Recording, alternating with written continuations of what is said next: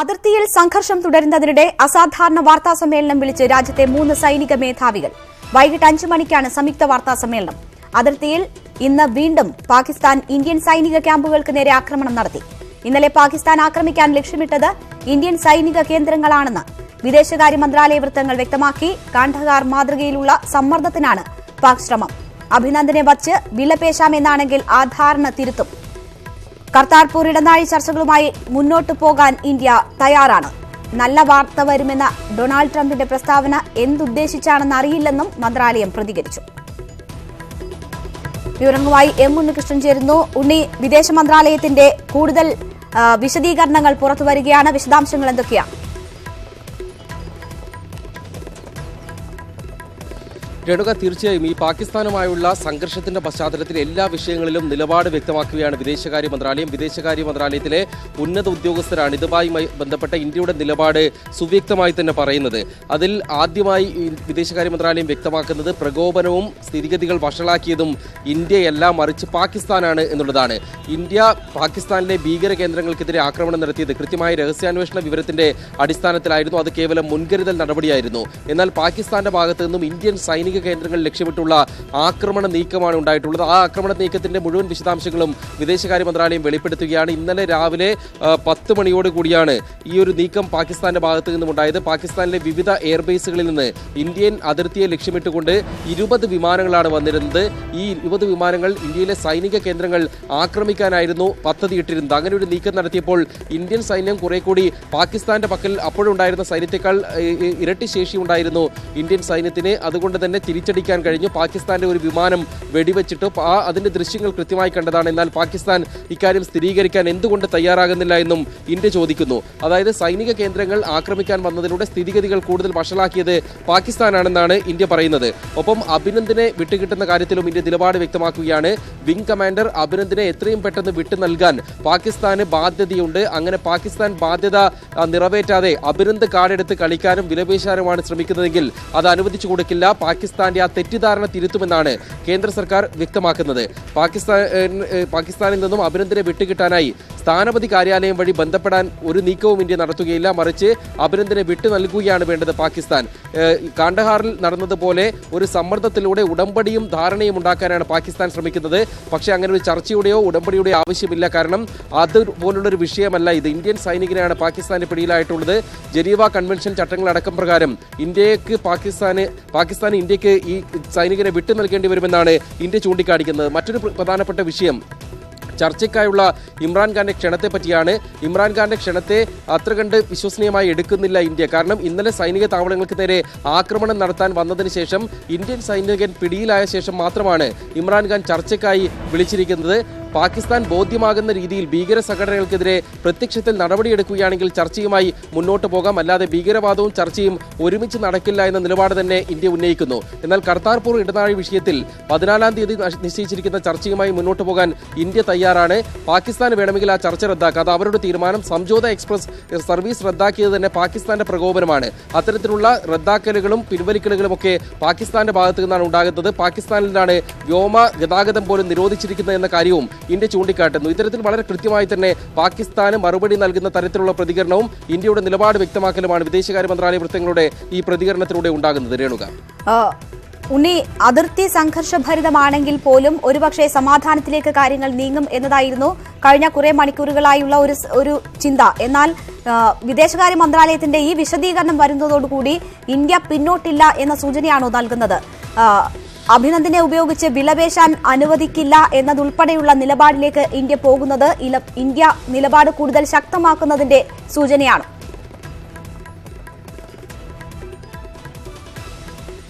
അതായത് സുവ്യക്തമായി തന്നെ ഇന്ത്യ പറയുകയാണ്, അഭിനന്ദനെ ഉപയോഗിച്ചുകൊണ്ട് ഇന്ത്യ നിലവിലുള്ള ഇന്ത്യൻ നീക്കങ്ങൾക്ക് തടയിടാനും മറ്റുമാണ് ശ്രമിക്കുന്നതെങ്കിൽ അത് അനുവദിക്കില്ല എന്നാണ് വ്യക്തമാക്കുന്നത്. അങ്ങനെ അഭിനന്ദനെ വെച്ച് വിലപേശാൻ അനുവദിക്കില്ല. ആ തെറ്റിദ്ധാരണ തിരുത്തും ഇന്ത്യ എന്ന് പറയുന്നു. അഭിനന്ദനെ വിട്ടു നൽകാൻ പാകിസ്ഥാന് ബാധ്യതയുണ്ട്. ആ ബാധ്യത പാകിസ്ഥാൻ നിറവേറ്റുകയാണ് വേണ്ടത്. അല്ലാതെ കോൺസുലാർ ആക്സസ് തേടിക്കൊണ്ട് സ്ഥാനപതി കാര്യാലയത്തിൽ അഭിനന്ദനെ ബന്ധപ്പെട്ട് അത്തരത്തിൽ ചർച്ചകൾ നീട്ടിക്കൊണ്ടുപോകാനൊന്നും ഉദ്ദേശിക്കുന്നില്ല.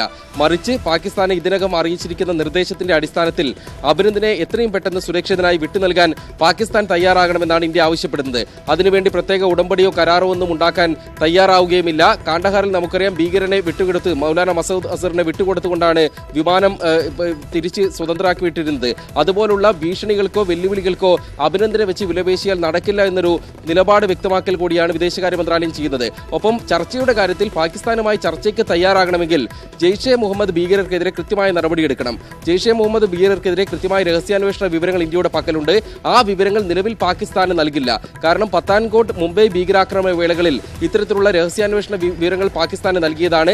എന്നിട്ടും പാകിസ്ഥാൻ ഒരു നടപടിയും എടുത്തിട്ടില്ല. അതുകൊണ്ട് തന്നെ ആ വിവരങ്ങൾ നൽകാൻ കഴിയില്ല. ഇന്നലെ പാക് ഉപസ്ഥാനപതിക്കും പാകിസ്ഥാൻ വിദേശകാര്യ മന്ത്രാലയത്തിനുമൊക്കെ കൃത്യമായ ഒരു ഡൊസീർ ഇന്ത്യ നൽകിയിരുന്നു. ആ പ്രമാണങ്ങളിൽ പറഞ്ഞിട്ടുള്ളത് ജെയ്ഷെ മുഹമ്മദ് ഭീകരരുടെ പേര്, അവരുടെ വിലാസം, കോൺടാക്ട് നമ്പർ എന്നിവയൊക്കെ ഉണ്ട്. അതിന്റെ അടിസ്ഥാനത്തിൽ നടപടിയെടുത്ത് കാണിച്ചാൽ ചർച്ചയുടെ കാര്യം പരിഗണിക്കാമെന്ന് മാത്രമാണ് ഇന്ത്യ പറയുന്നത്. ഉണ്ണി, ഇന്ന് അസാധാരണമായ രീതിയിൽ ഒരു വാർത്താ സമ്മേളനം നടക്കാൻ പോവുകയാണ്. 5 മണിക്ക് സൈനിക മേധാവികൾ 3 മേധാവികളും ഒരുമിച്ച് വാർത്താ സമ്മേളനം നടത്താൻ പോകുന്ന ഒരു സാഹചര്യമുണ്ട്. ഇപ്പോൾ ഈ വിദേശകാര്യ മന്ത്രാലയത്തിന്റെ വിശദീകരണം വരുമ്പോൾ ഇന്ത്യ ഒട്ടും പിന്നോട്ടില്ല, നിലപാട് കൂടുതൽ കടുപ്പിക്കുന്നു എന്നതിന്റെ സൂചനകൾ വരികയും ചെയ്യുന്നു. എന്താണ് പ്രതീക്ഷിക്കപ്പെടുന്നത്? കൂടുതൽ കടുത്ത നടപടികളിലേക്ക് ഇന്ത്യ പോകുന്നു, അല്ലെങ്കിൽ ഇനിയും തിരിച്ചടികൾ ആവശ്യമാണ് എന്ന ഒരു നിലയിലേക്ക് കാര്യങ്ങൾ എത്തുന്നു എന്നതാണ്?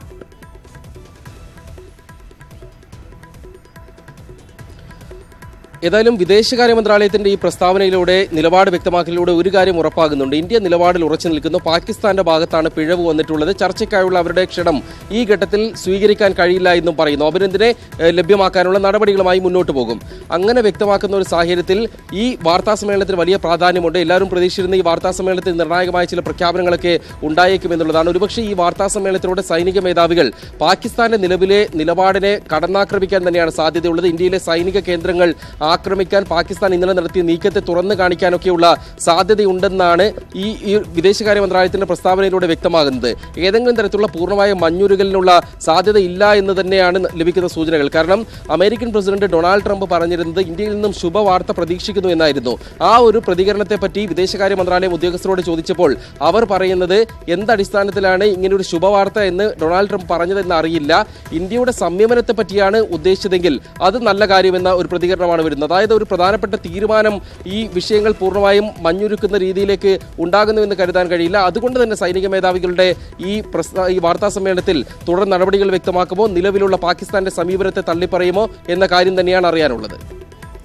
ഒപ്പം പ്രതിരോധ മന്ത്രി നാളെ കശ്മീരിൽ നേരിട്ട് സന്ദർശനം നടത്താനിരിക്കുന്ന ഒരു സാഹചര്യമുണ്ട്. അതിർത്തി ഇപ്പോഴും കലുഷിതമാണ്. വെടിനിർത്തൽ കരാർ ലംഘനം പാകിസ്ഥാന്റെ ഭാഗത്തു നിന്നും തുടർന്നു വരിക കൂടിയാണ്. പ്രതിരോധ മന്ത്രി തന്നെ നേരിട്ട് അവിടം സന്ദർശിക്കുന്നത് എന്ത് സൂചന പാകിസ്ഥാന് നൽകും? മറ്റ് കൂടിക്കാഴ്ചകൾ ഡൽഹിയിൽ പുരോഗമിക്കുന്നത് ഇനി നടക്കാനുള്ളത് ഏതൊക്കെ?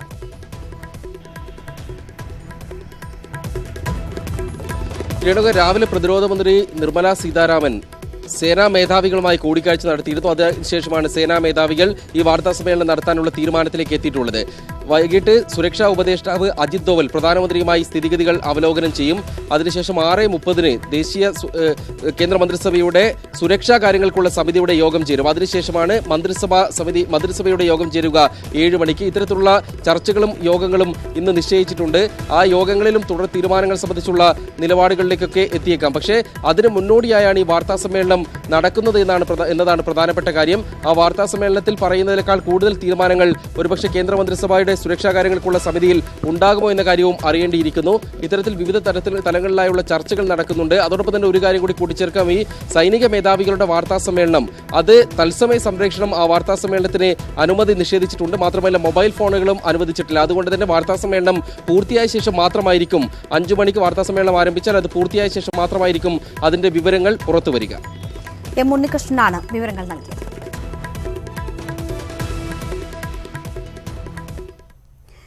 വിംഗ് കമാൻഡർ അഭിനന്ദൻ വർത്തമാനെ മോചിപ്പിക്കാൻ സർവ്വസന്നാഹങ്ങളുമായി ഇന്ത്യയെ അസ്ഥിരപ്പെടുത്താനുള്ള പാകിസ്ഥാന്റെ നീക്കങ്ങൾ അനുവദിക്കില്ലെന്ന് പ്രധാനമന്ത്രി നരേന്ദ്രമോദി പറഞ്ഞു.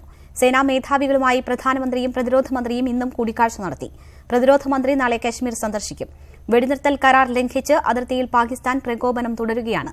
പൂഞ്ച് മേഖലയിൽ 2 തവണ ഇന്ത്യ പാക് സൈനികർ പരസ്പരം വെടിയുതിർത്തു.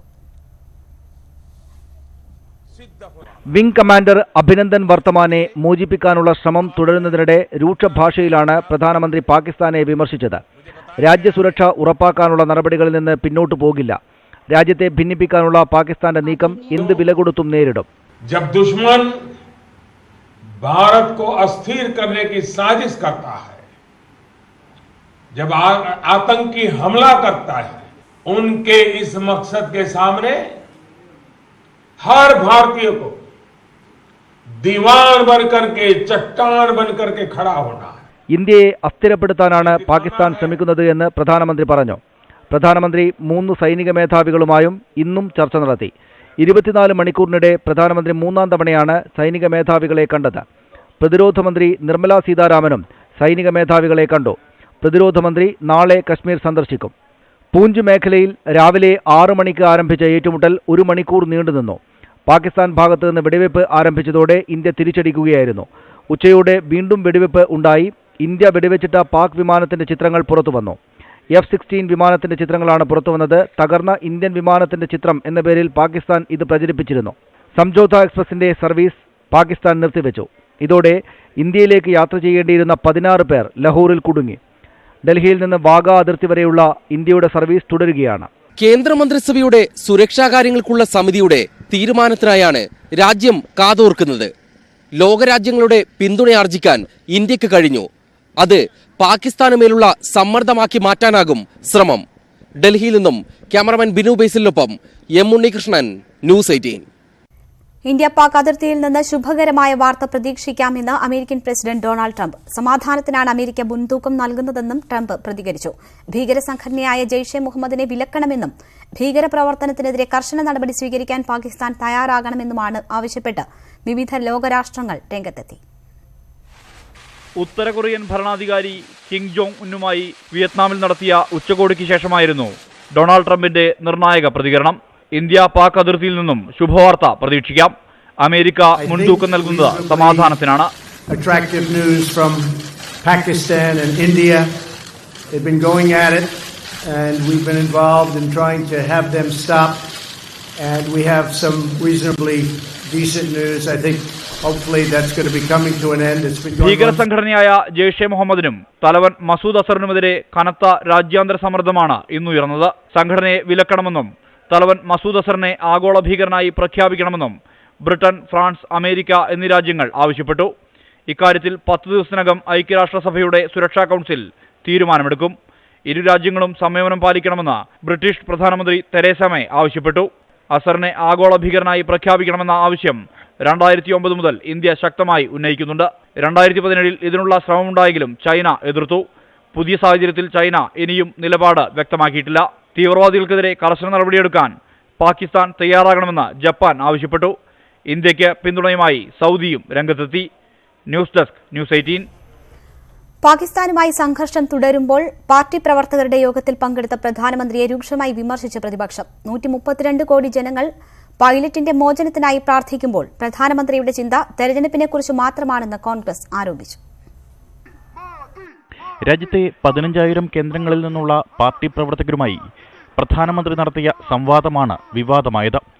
മഹാസംവാദം എന്നു പേരിട്ട പരിപാടി ഇന്നു നടത്തുന്നതിനെ രൂക്ഷമായ ഭാഷയിലാണ് കോൺഗ്രസ് വിമർശിച്ചത്.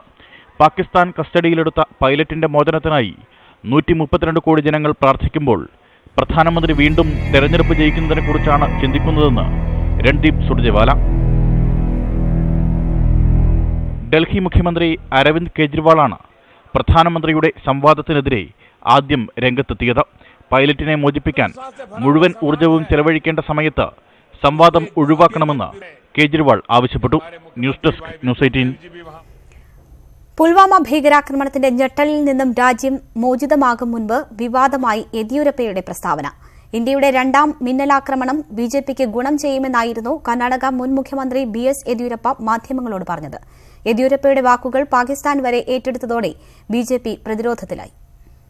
ಸೈನಿಕರು ಹುತಾತ್ಮರಾದರು, ಒಂದೊಂದು ತೊಟ್ಟು ರಕ್ತಕ್ಕೂ ನಾನು ಸೇಡು ತೀರಿಸ್ಕೊಳ್ತೇನೆ ಅಂತ ಪ್ರಧಾನಿ ಹೇಳಿದ್ರು. ಅದನ್ನು ಮಾಡಿ ತೋರಿಸ್ತಾ ಇದ್ದಾರೆ. ಇದೆಲ್ಲದರ ಪರಿಣಾಮ ನಾಳೆ 22 ಲೋಕಸಭಾ ಸೀಟ್ ಗೆಲ್ಲೋದಕ್ಕೆ ഇതായിരുന്നു യെദ്യൂരപ്പയുടെ വാക്കുകൾ. നിയന്ത്രണ രേഖ കടന്ന് പാകിസ്ഥാനിൽ നടത്തിയ വ്യോമാക്രമണം ഇന്ത്യയിൽ മോദി അനുകൂല തരംഗം സൃഷ്ടിച്ചെന്നായിരുന്നു പരാമർശം. ആക്രമണം വരുന്ന ലോക്സഭാ തെരഞ്ഞെടുപ്പിൽ ബിജെപിക്ക് ഗുണം ചെയ്യും. കർണാടകയിൽ 22 സീറ്റെങ്കിലും പിടിച്ചെടുക്കാൻ പാർട്ടിക്ക് സാധ്യമാകുമെന്നും ചിത്രദുർഗയിലെ ദാവൻഗരയിൽ മാധ്യമങ്ങളോട് സംസാരിക്കവേ യെദ്യൂരപ്പ വ്യക്തമാക്കി. യെദ്യൂരപ്പയുടെ വാക്കുകൾക്കെതിരെ കടുത്ത വിമർശനമാണ് ഉയർന്നത്.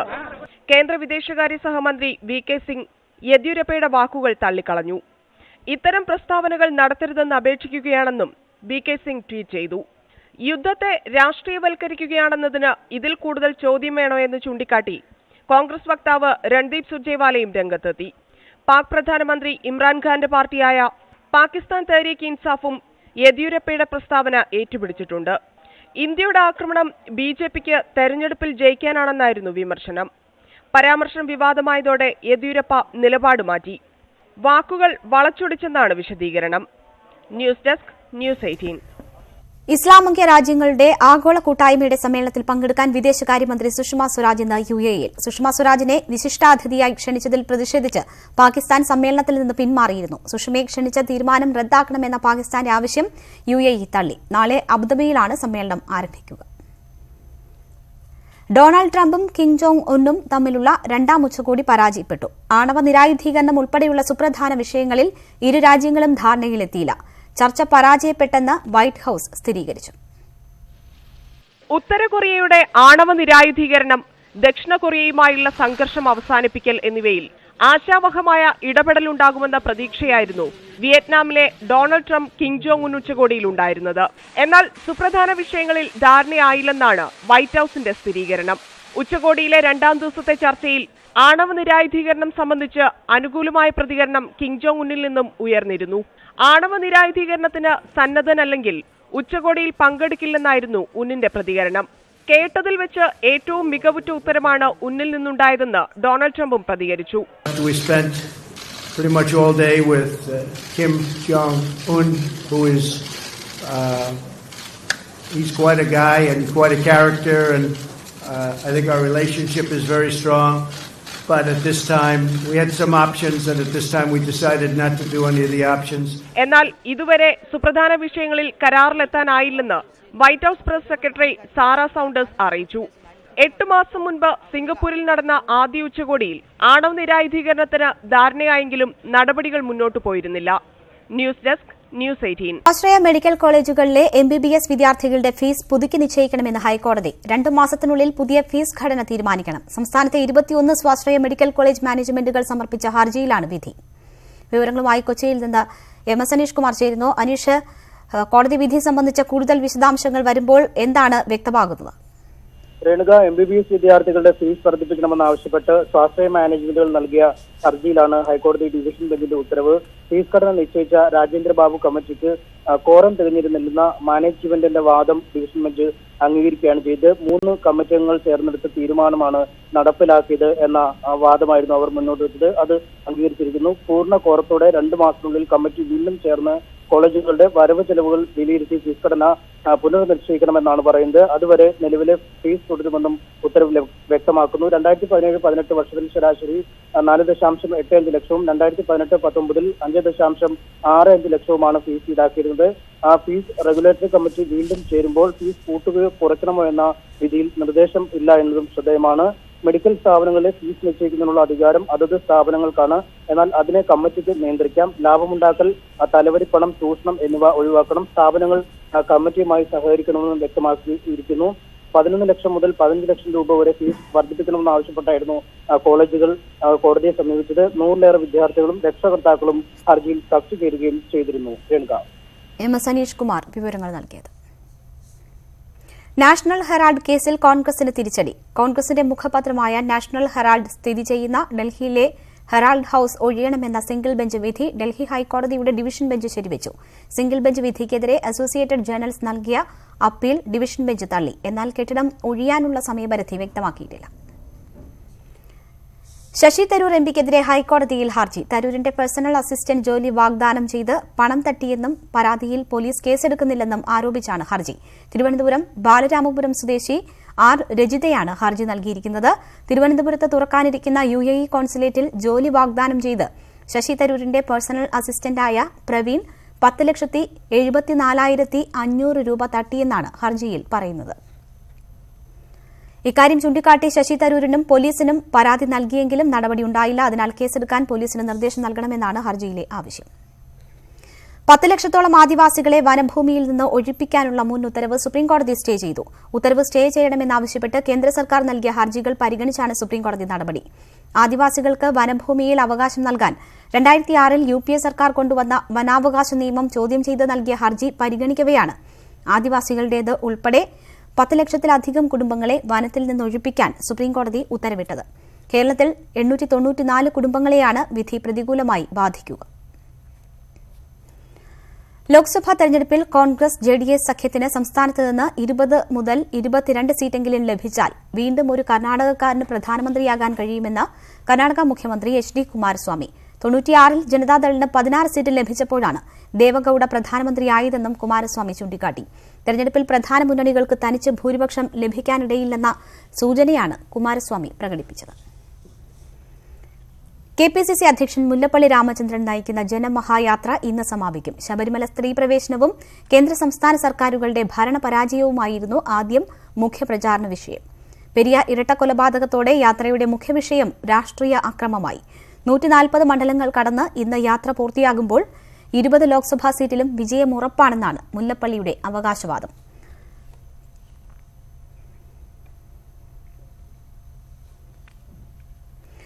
ഹാരിസൺ ഉൾപ്പെടെയുള്ള വിവാദ ഭൂമികളുടെ നികുതി സ്വീകരിക്കരുതെന്ന് ജില്ലാ കളക്ടർമാർക്ക് റവന്യൂ മന്ത്രിയുടെ നിർദ്ദേശം. ഭൂനികുതി സ്വീകരിക്കുന്നതിനെക്കുറിച്ച് സർക്കാർ അന്തിമ തീരുമാനമെടുത്തിട്ടില്ല. ഈ സാഹചര്യത്തിൽ നികുതി സ്വീകരിക്കില്ലെന്നും മന്ത്രി പറഞ്ഞു. ഗവൺമെന്റ് അതിന്റെ വ്യക്തമായ നിർദ്ദേശം എവിടെയും നൽകിയിട്ടില്ല.